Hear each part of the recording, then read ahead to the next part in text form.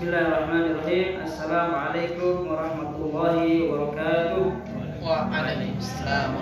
Innal hamdalillah nahmaduhu wa nasta'inuhu wa nastaghfiruh wa nastahdihi wa na'udzu billahi min shururi anfusina wa min sayyiati a'malina. May yahdihillahu fala mudilla lahu wa may yudlil fala hadiya lahu. Asyhadu an la ilaha illallah wahdahu la syarika lahu wa asyhadu anna Muhammadan abduhu wa rasuluh. Qala Allah Ta'ala fi kitabil karim, ya ayyuhalladzina amanu taqullaha haqqa tuqatih wa la tamutunna illa wa antum muslimun. Allahumma shalli ala Muhammad wa ala alihi washabbihi wa wala. Bapak Ibu, segala puji bagi Allah Subhanahu wa taala, Tuhan seluruh sekalian alam, dan Allah Subhanahu wa taala yang menciptakan seluruh alam ini, lalu mentadbirnya, lalu mengaturnya dengan sebaik-baiknya.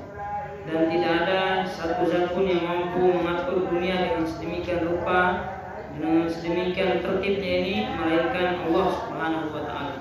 Bagaimana matahari beredar pada porosnya, bumi, bintang, bulan, bagaimana matahari setiap pagi itu akan terbit di sebelah timur dan akan tenggelam di sebelah barat pada sore harinya. Bagaimana bulan itu akan beredar pada garisnya, bagaimana planet-planet itu hanya berjalan pada lintasannya. Dan tidak ada yang mampu seperti itu melainkan Allah Subhanahu wa taala. Salawat dan salam semoga tercurahkan kepada Nabi Allah yang mulia, Nabi Muhammad sallallahu alaihi wasallam. Seorang nabi yang datang seorang diri dari negeri Arab, dan dia diutus oleh Allah Subhanahu wa taala sebagai Rasulullah sallallahu alaihi wasallam. Maka beliau datang dalam keadaan terasing, datang seorang diri membawa tauhid, membawa akidah yang lurus di tengah rusaknya kehidupan orang-orang Arab. Maka beliau mengatakan pada Islam ghoriban wa sayaudu ghoriban kama pada. Islam itu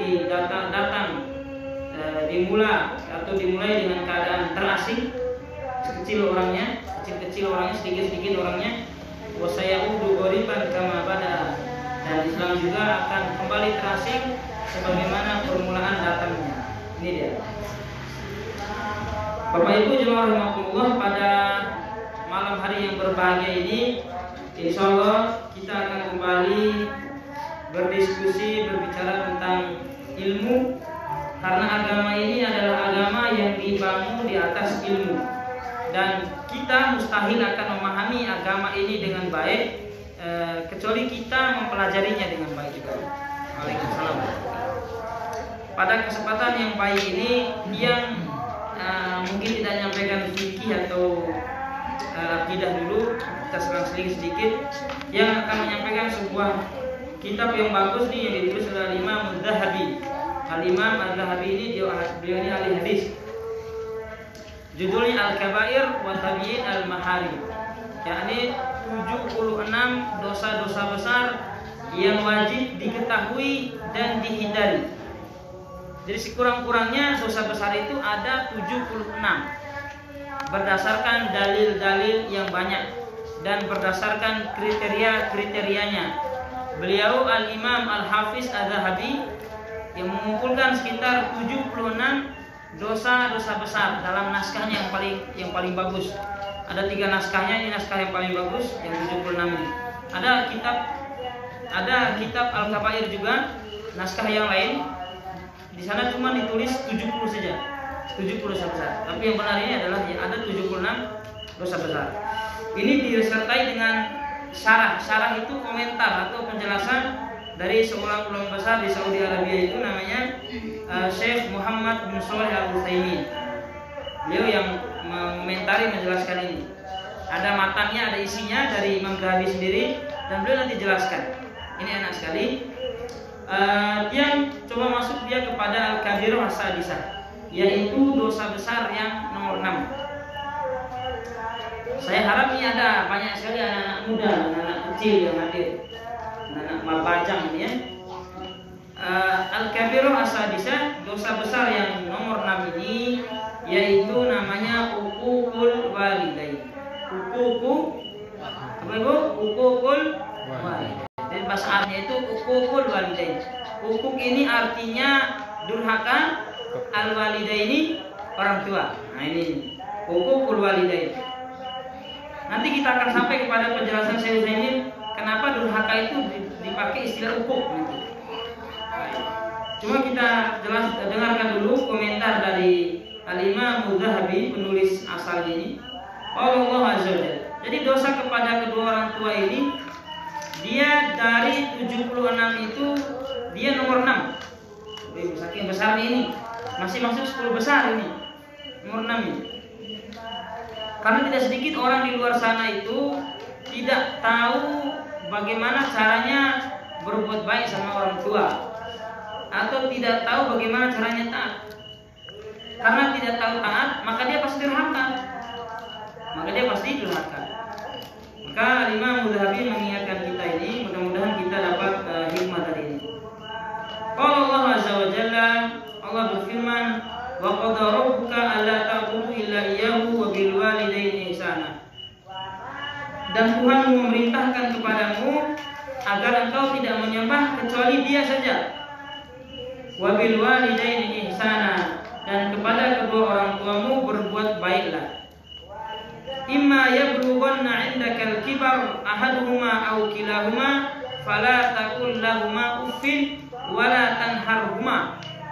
Kalau salah seorang dari orang tuamu sudah tua atau kedua-duanya sudah tua, fala taqul lahumā uffin, jangan bilang kalau bahasa saknya aroh, gitulah ya. Kalau udah tua ini, karena kebanyakan anak itu berpotensi durhaka itu nanti kalau orang tua sudah tua. Itu paling banyak di situ. Apalagi kalau di anaknya kaya, orang tuanya udah tua, nggak mampu ngapa-ngapain lagi. Nah di situ potensi orang tua anak itu durhaka. Mungkin dia akan mengatakan kalimat-kalimat yang besar, ya kalimat-kalimat yang sangat menyakitkan. Nah maka Islam ini membatasi, mengatakan saja itu. Sebenarnya kata uf ini dalam bahasa Arab itu bukan artinya. Cuman para penterjemah Indonesia ini kesusahan mencari kata yang sesuai dengan kata uf ini. Jadi uf ini adalah sekecil-kecilnya bentuk durhaka kita sama orang tua. Paling kecil sudah, baik dengan perkataan maupun perbuatan. Kita menghela napas aja itu mungkin. Nah ini masuk uf ini, masuk uf dia. Atau kita memandangnya dengan pandangan yang agak sinis mungkin sedikit, masuk uf dia. Nah ini kan semua orang tua semua di sini ya ada. Ini anak-anak saya ini, adik-adik saya, perhatikan materi ini agar kita bisa menjadi orang-orang yang berbakti kepada orang tua ini. Nah ini. Fala aqul lahumā uff. Nanti kalau udah tua jangan dibilang jangan dicuekin, jangan diabaikan.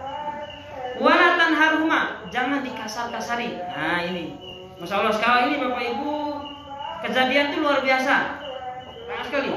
Bahkan ada yang mengusir orang tuanya dari rumahnya sampai nyewa pengacara. Ada seorang ibu ini, suami sudah meninggal, punya anak 6.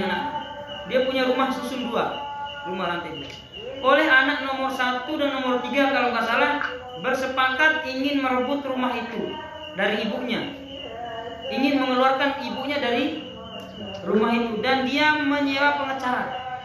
Keluar di berita, dia menyewa pengacara hanya untuk mengusir ibunya. Masya Allah. Tapi tidak ada yang mendukung dia. Hakim pun mengatakan, ini Anda ini salah. Akhirnya apa? Dia kalah di dalam persidangan dan dia pulang dengan penuh rasa malu, disoraki sama orang. Tidak punya malu. Seorang anak seperti ini udah dibesarin, udah dikasih kasih sayang, udah diberi seluruh kehidupannya, ujung-ujungnya dia mengusir orang tua sudah tua. Orang tua sudah tua ini. Ada lagi seorang anak yang menghajar bapaknya yang sudah tua dipukulin, bahkan waliyadzubillah sampai membunuh orang tua. agar cepat-cepat mendapat harta warisan. Agar cepat-cepat mendapat harta warisan. Nah, anak-anak zaman sekarang juga lebih banyak lagi nih yang apa namanya, yang berani sama orang tua. Tidak dibelikan HP-nya, wah marah. Giliran dibelikan HP, nggak ada kuota untuk main game, marah. Lagi asik-asik main gamenya, disuruh oleh orang tua apa, begitu pergi beli apa atau sapu rumah, marah. Tidak dibelikan motor, bakar rumah. Masya Allah, ini ngamuk-ngamuk. Ini bentuk-bentuk kedurhakaan yang baik sekali. Memang zaman sekarang ini zaman fitnah sekali. Jadi memang zamannya sudah dekat kita ini memang. Wala tanharuma, ingat, jangan disakiti, jangan dikasari orang tua. Wa qul lahuma qaulan karima, dan ucapkanlah kepada orang tuamu itu perkataan yang karim, yang mulia, yang baik-baik saja. Nah, ini memang ujian bagi anak ini, ujian betul. Waqfid. Nah, perhatikan sebelum dia sampaikan. Jadi di ayat ini dikatakan, dan kepada orang tuamu ihsana, berbuat baiklah. Kenapa ihsana? Kata ulama tafsir itu, kenapa tidak al-ihsana? Kenapa ihsana? Karena ini bentuknya nakiroh. Nakiroh itu adalah kata yang tidak ada alif lamnya di dalam bahasa Arab itu. Ihsana, bukan al-ihsana. Karena nakiroh itu yufidul umum, memberikan faedah yang umum. Artinya anak itu berbakti kepada orang tua dengan cara apapun. Yang penting itu baik dengan cara apapun. Ihsana, yang sesuai dengan keinginan orang tuanya, membahagiakan dia. Wahfid lahuma janahal dhulli minar rahmah. Dan rendahkan sayapmu dengan penuh kerendahan, minar rahmah, bentuk kasih sayang kita kepada orang tua. Di dalam Al-Isra 23 sampai 24 ini, wahfid lahuma janahal, ini bahasa Quran ini. Pernah mendengar ayat ini Bapak Ibu? Wahfid lahuma janahal dhulli minar rahmah, dan rendahkan sayapmu. Pernah mendengar ayat ini? Pernah ya? Enggak pernah. Ada yang pernah, ada yang enggak. Wahfid lahuma janahal dhulli. Maka ini yang kita harus rajin-rajin baca Quran yang ada terjemahan.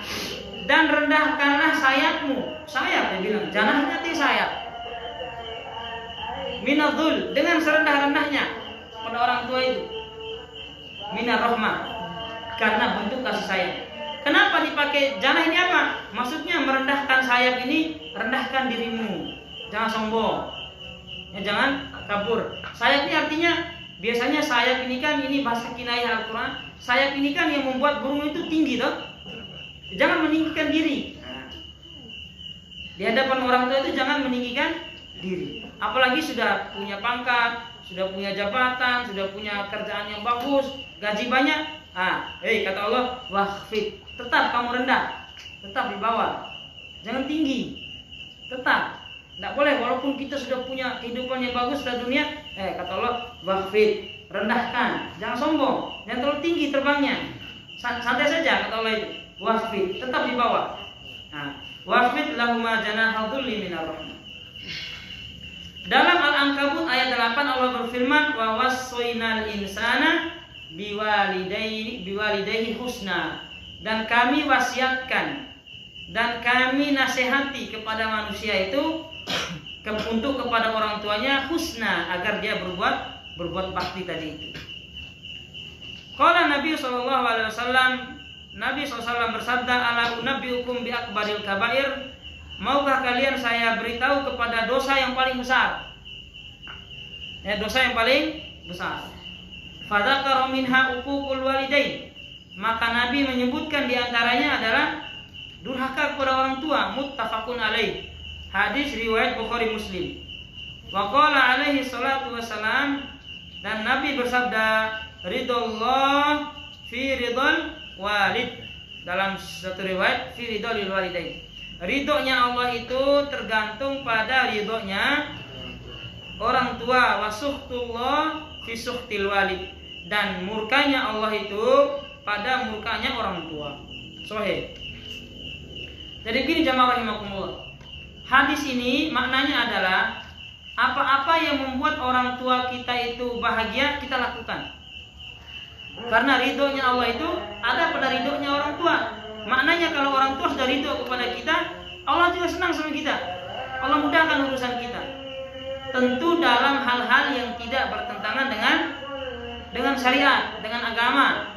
Ya kalau orang tua nyuruh kita berbuat kafir, ya jangan. Karena Allah melarang.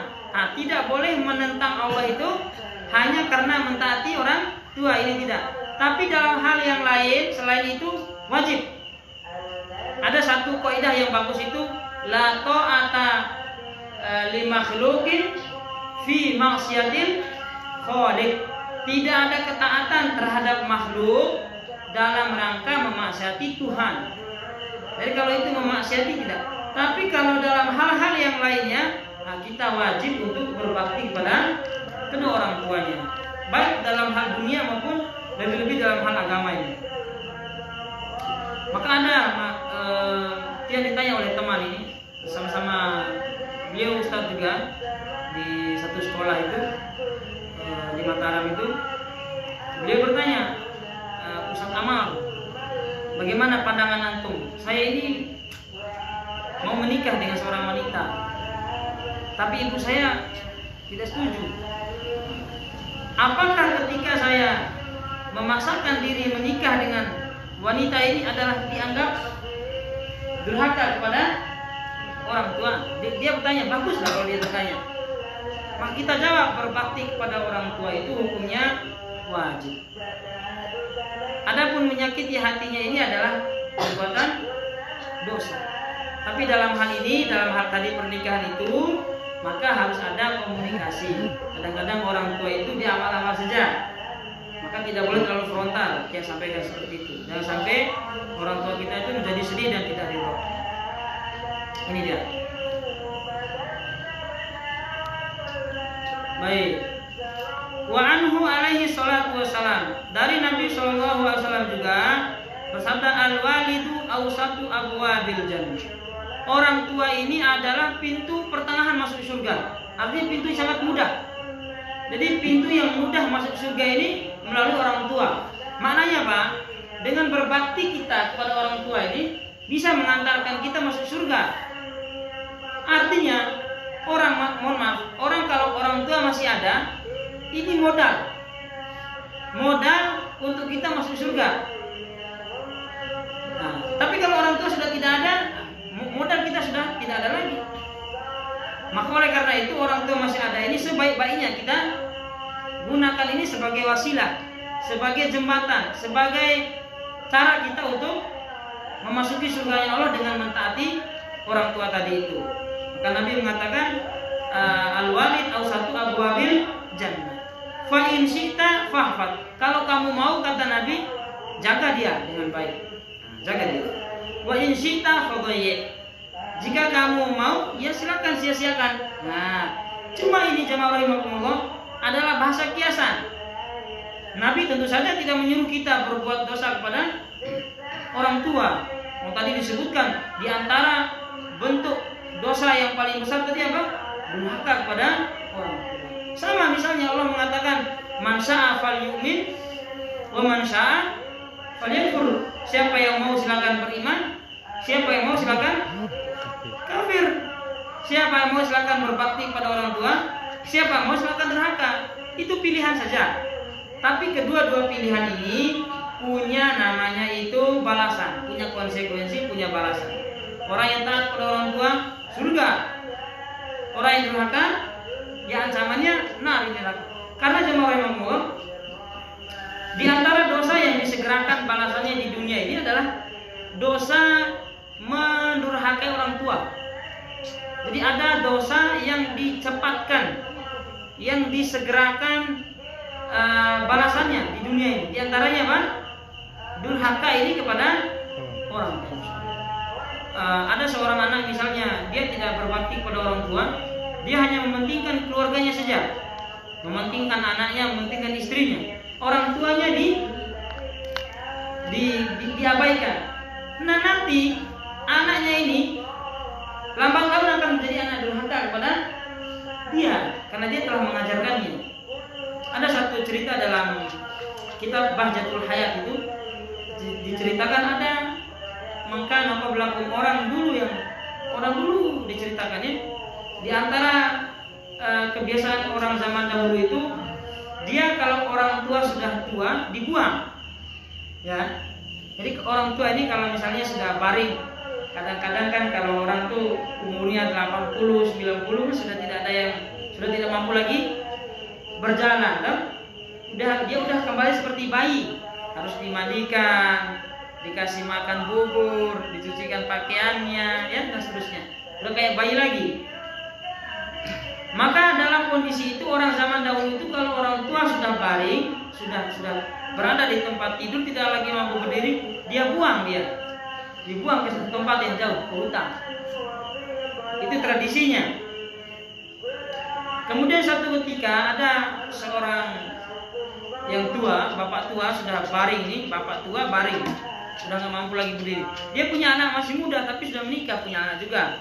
Nah oleh anaknya yang muda ini, oke sudah waktunya kita membuangnya. Coba. Dibuang ini pak, sudah waktunya dibuang.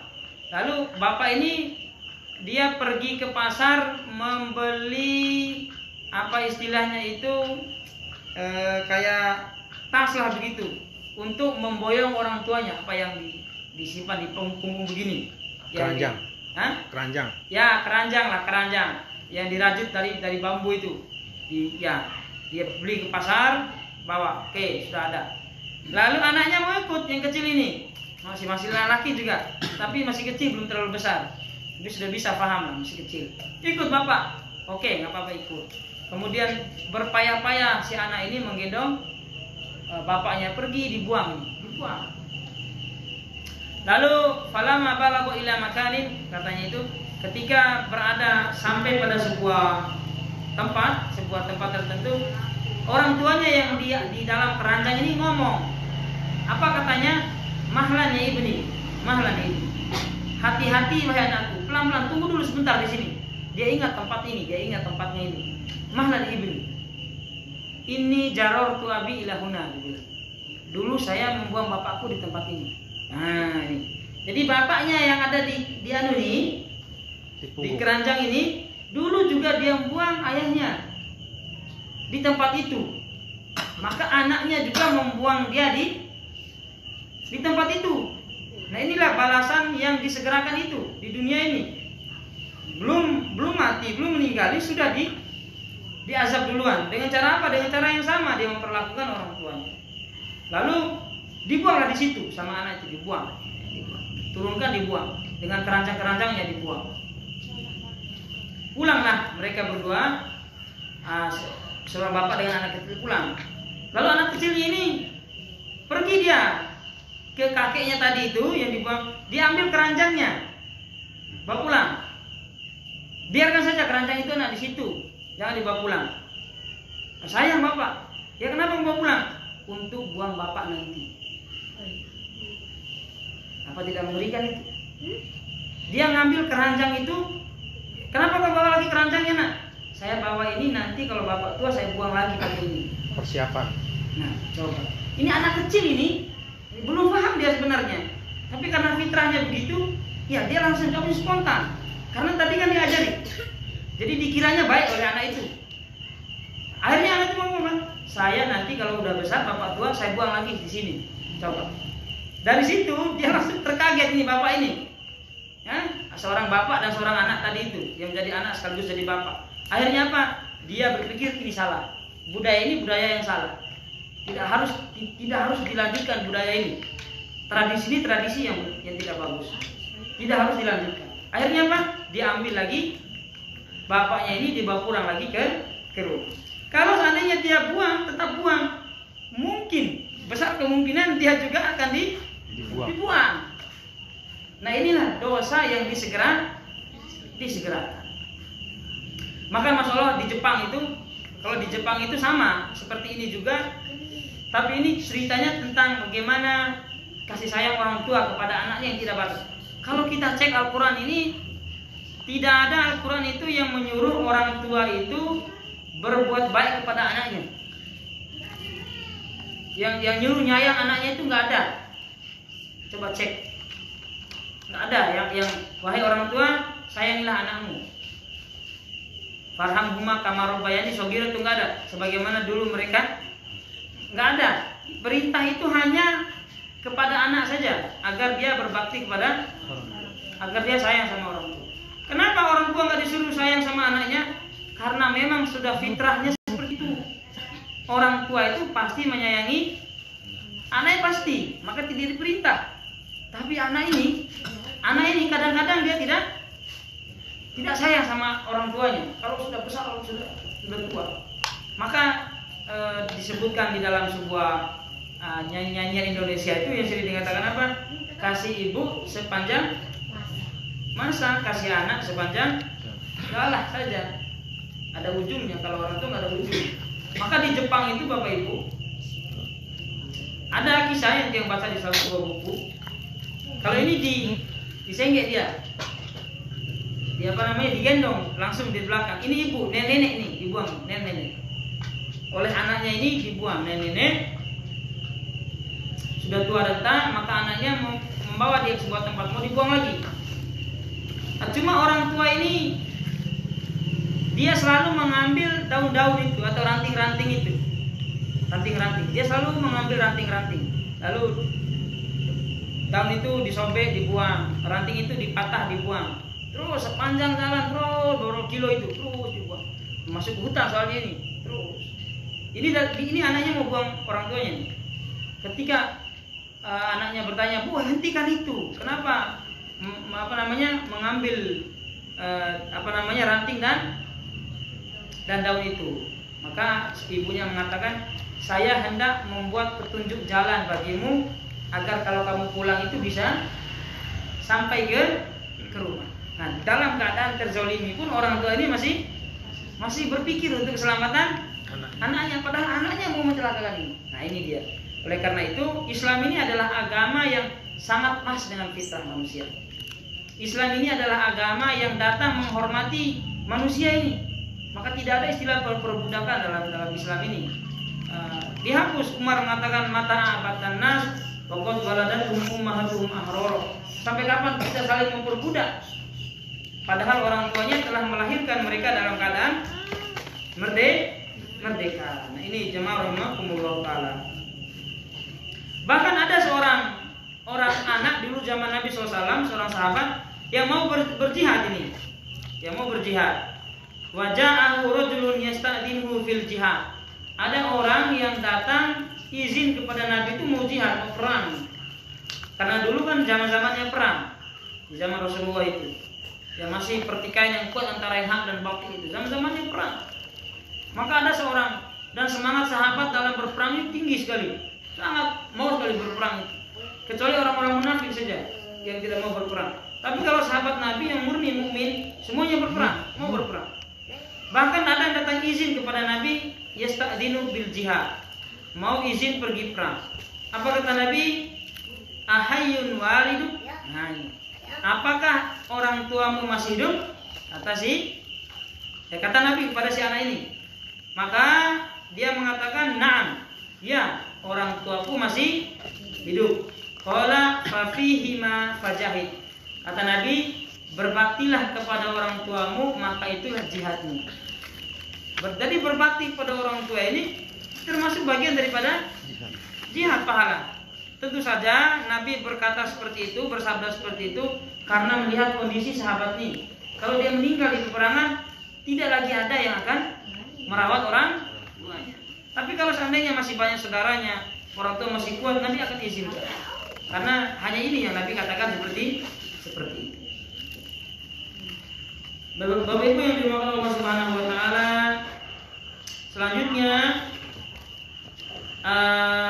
qala Abdullah bin Umar, ja'a Arabiyun faqala ya Rasulullah mal kabair.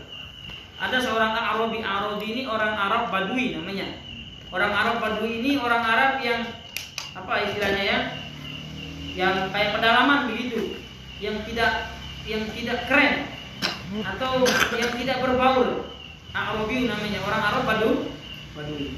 Datang kepada Nabi SAW bertanya, ya Rasulullah, mal kabair. Wahai Rasulullah, apa saja dosa-dosa besar itu? Ditanya. Jadi penasarannya para sahabat ini bertanya. Qala al-isyraku billah. Yang pertama kata Nabi syirik. Ini dosa besar yang paling pertama, syirik. Kemudian lanjut Nabi mengatakan, bersabda, summa madza? Apalagi kata orang Badui itu, Nabi bersabda, summa uququl walidain. Kemudian durhaka kepada kedua orang tua. Summa madza? Apalagi summal yaminul ghamus. Kemudian bersaksi palsu. Jadi bersaksi palsu ini memberikan kesaksian yang tidak sesuai dengan faktanya. Ya, hanya karena misalnya yang salah ini adalah musuh, yang salah ini adalah keluarganya. Oh, dia benarkan keluarganya ini. Dia benarkan. Enggak salah dia. Padahal ini dia salah. Atau hanya karena yang benar ini adalah musuhnya. Hanya karena yang benar ini adalah musuhnya. Nah, dia mengatakan salah musuhnya. Tidak berbuat adil. Maka kita harus berlaku adil. Wala yajrimannakum syana'anu qaumin ala ta'dilu i'dilu wa aqrabu littaqwa. Jangan sampai kebencianmu terhadap seseorang mendorongmu untuk berlaku tidak adil. I'dilu wa aqrabu littaqwa. Berlaku adillah, karena adil ini dapat mendekatkan kita atau lebih dekat dengan ketakwaan.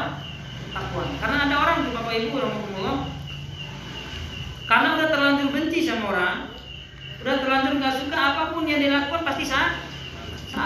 Padahal benar. Jangan sampai. Jadi Allah telah mengatakan, wala yajrimannakum syana'anu qaumin ala alla ta'dilu. Jangan sampai kebencianmu, ketidaksukaanmu terhadap seseorang mendorongmu untuk berlaku tidak adil. Jadi Islam itu melarang kita membenci orangnya. Jadi sifatnya saja. Karena sebab kalau orang yang kita benci, semuanya yang keluar dari dia itu pasti kelihatan salah. Mafhumul mukhalafahnya, pemahaman terbalik daripada ayat ini, jangan juga karena kecintaan kita terhadap seseorang mendorong kita berlaku tidak. Gara-gara yang salah ini adalah orang yang dekat dengan kita bela dia mati-mati. Ini juga tidak boleh, dua-duanya ini. Ya, dua-duanya tidak boleh. Karena ketidakadilan ini pasti menimbulkan kezoliman, pasti nih. Jadi zolim ini timbul dari hilangnya keadilan. Kalau adil sudah hilang, kezoliman merajalela. Kalau kezoliman merajalela, pasti kehancuran pasti akan menyusul. Banyak sekali kegaduhan akan terjadi. Nah, ini jemaah rahimani rahimakumullah. Selanjutnya Nabi mengatakan la yadkhulul jannata akun wala mukadzibun bil qadar. Tidak masuk surga orang yang akun, durhaka kepada orang tua, tidak masuk surga. Wala mukadzibun bil qadar, dan tidak juga masuk surga orang yang tidak mau menerima takdir. Takdir ini Allah Subhanahu wa taala telah tetapkan untuk dia tidak mau terima. Tidak ridho, hatinya tidak ikhlas. Terus dia mengeluh sepanjang hidupnya. Maka Nabi mengatakan la yadkhulul jannata akun. Tidak masuk surga itu orang-orang yang durhaka kepada orang tuanya. Bahkan dalam sebuah hadis itu disebutkan, ada seorang sahabat nih datang kepada Nabi sallallahu alaihi wasallam bertanya, "Ya Rasulullah, wahai Rasulullah, man ahaqqun nasi bi husni sahabati?" Siapa orang yang paling aku berbuat baik kepada dia? Kata dia, ummuka, ibumu. Summa qala man? Qala ummuk, ibumu. Siapa lagi? Ibumu 3 kali. Qala abuka. Yang keempat baru Nabi mengatakan bapakmu. Oleh karenanya Bapak Ibu jamaah rahimakumullah, apalagi misalnya kita yang sudah punya keluarga, yang sudah punya anak, maka perlakuan kita terhadap orang tua ini adalah sekaligus didikan kita terhadap anak-anak ini. Kalau kita berbakti dia kepada orang tua itu, maka otomatis anak itu akan melihat itu dan menjadikan sebagai contoh. Oleh karenanya, mari selaku orang tua, mari kita didik anak kita ini dengan pendidikan yang sangat yang baik, sehingga kedepannya dia menjadi anak yang soleh dan soleh. Mungkin ini yang dapat yang dulu sampaikan jamaah rahimakumullah tentang dosa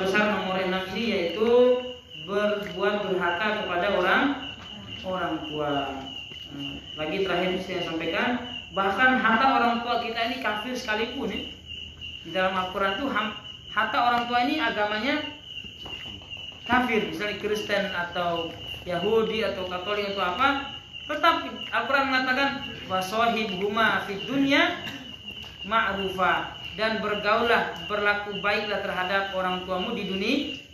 Hatta dia adalah orang kafir nih, agamanya beda dengan kita. Hatta selama ini tidak bertentangan dengan akidah, selama dia tidak memusuhi Islam, kita tetap berbuat baik. Tapi kalau memusuhi Islam beda lagi. Karena di zaman Nabi itu ada sahabat Nabi itu yang memerangi atau membunuh bapaknya sendiri. Karena saat itu bapaknya ikut berperang melawan Nabi dalam perang Uhud. Maka dia sendiri yang melawan bapaknya. Karena bapaknya itu kan kafir. Tapi kalau dalam konteks yang umum, yang stabil, yang normal, maka Al-Quran mengisyaratkan kepada kita wasohibhuma fid dunya ma'rufa. Nah, yang kafir aja itu disuruh kita untuk berlaku ma'ruf, apalagi masih sama muslim. Nah, demikian juga dengan kami yang di rantauan ini, jamaah Bapak Ibu. Saya ini dari Bima, orang tua itu di Bima. Maka berbakti kita kepada orang tua ini beda dengan cara Bapak Ibu yang di Lombok. Ya toh? Kalau Bapak Ibu yang ketemu langsung ya enak, tinggal ke rumah. Ya toh? Tinggal ajak jalan-jalan atau apa. Nah, kalau kita di Bima ini yang jauh ini, minimal kita telepon setiap hari itu sudah enak. Nah, sudah enak rasanya. Jadi minimal kalau tiang ini Bapak Ibu harus ngomong sama orang tua itu setiap harinya itu. Harus kita dengar suaranya, kita dengar kabarnya. Itulah. Ya, lika-liku bagi perantau.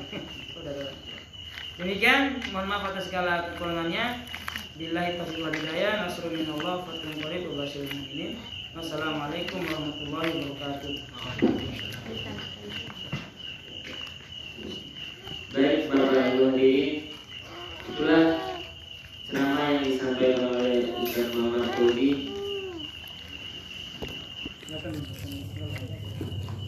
Mungkin dari